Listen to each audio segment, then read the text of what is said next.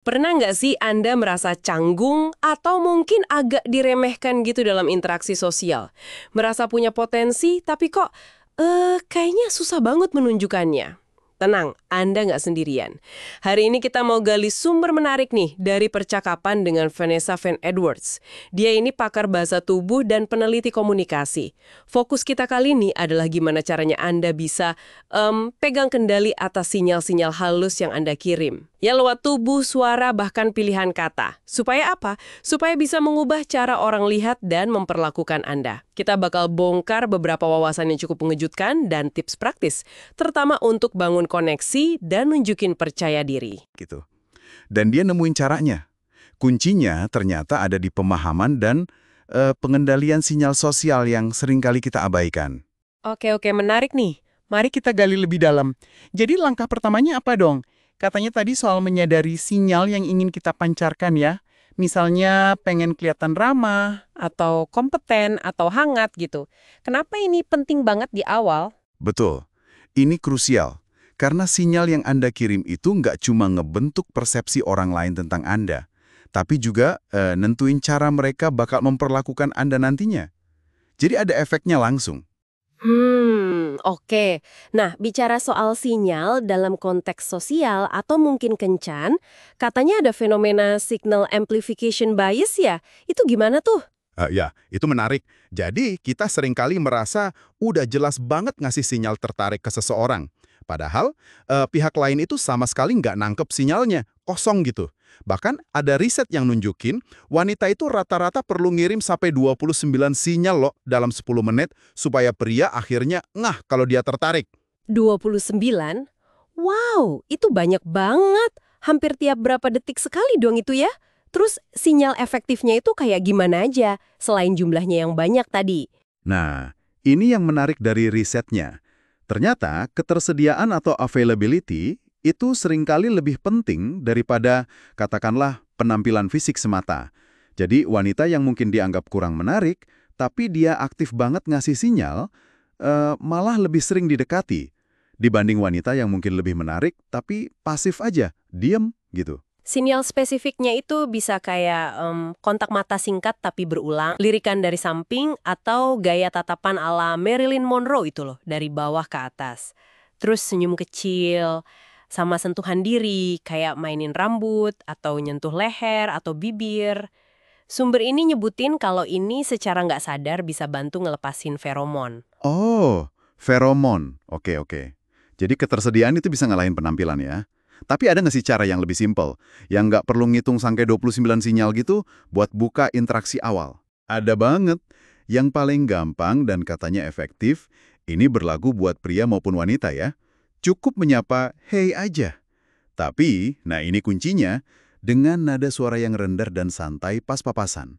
Ini kayak buka pintu interaksi tanpa tekanan sama sekali. Gampang banget. Wah, hey doang ya? Tapi tadi disebut nada suara. Emang sepenting itu ya nada suara? Katanya orang bisa nilai pede nggaknya kita cuma dari dengar suara sepersekian detik. Tepat sekali. Dalam 200 mili detik pertama. Cepet banget kan?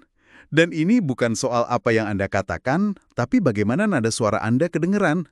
Nada suara yang cenderung lebih tinggi, atau mungkin agak bergetar, ada istilahnya vocal fry, itu sering dihubungin sama rasa cemas. Nah, sebaliknya, nada yang lebih rendah, lebih rileks, di ujung bawah rentang vokal alami Anda, itu justru nunjukin kepercayaan diri. Cara ngelatihnya gimana? Coba tarik napas dalam, rileksin badan, terus ucapin hey atau halo pas lagi ngehembusin napas. Ini kayak maksa pita suara jadi rileks. Dan nada percaya diri ini bikin orang lain cenderung lebih respek sama Anda. Oke, jadi hey dengan nada yang pas itu bisa buka pintu. Terus habis itu gimana? Kan nggak mungkin hey doang. Gimana cara bangun koneksinya? Sumber ini bilang lupakan bahasa basi standar, bahkan pujian langsung di awal. Kenapa gitu? Iya, karena pujian di awal itu kadang bisa malah bikin jarak atau kayak ada hierarki gitu.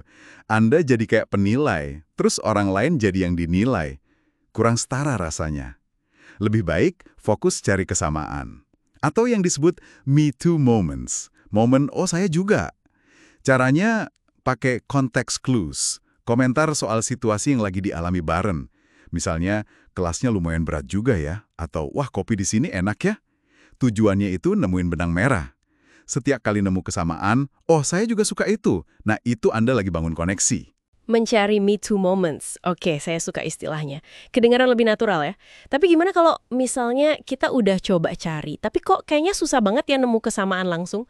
Apa berarti gagal gitu? Nggak selalu kok. Kadang proses nyarinya itu sendiri, kalau tulus, udah nunjukin minat. Nah ini nyambung nih sama temuan lain yang menurut saya cukup mengejutkan ya. Soal rahasia biar disukai orang. Ternyata kuncinya itu bukan tampil keren atau lucu. Ada studi soal anak keren di sekolah gitu. Dan satu kesamaan utama mereka apa coba? Mereka itu punya daftar paling panjang nama orang-orang yang mereka sukai. Tunggu, jadi bukan soal gimana caranya biar saya disukai orang lain, tapi justru dibalik ya, fokusnya jadi apa ya yang bisa saya sukai dari orang ini atau siapa aja yang saya sukai di sini. Wah, ini beda banget sih perspektifnya. Persis.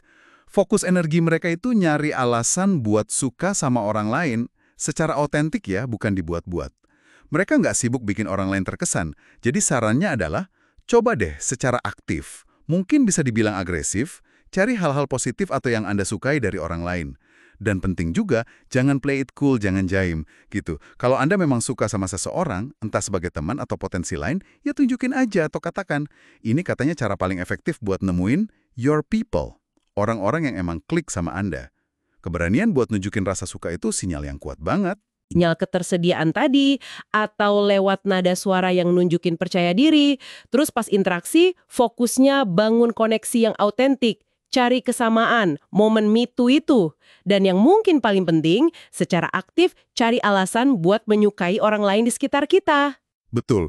Dan perlu diingat ya, ini semua itu keterampilan. Skill yang bisa dipelajari, bukan bakat bawaan lahir. Perubahan kecil aja dalam cara Anda bersikap dan komunikasi, itu bisa bawa dampak besar loh ke gimana Anda merasa dipahami dan dihargai sama orang lain. Bahasan ini benar-benar bikin kita mikir ulang ya. Selama ini mungkin kita terlalu fokus ke gimana caranya biar disukai. Gimana kalau ternyata kunci koneksi yang sejati itu justru ada di kemampuan kita buat tulus, fokus, menghargai, dan ya itu tadi, menyukai orang-orang di sekitar kita. Mungkinkah energi menyukai yang kita pancarkan itu justru sinyal sosial yang paling kuat dari semuanya? Nah, ini sesuatu buat Anda renungkan.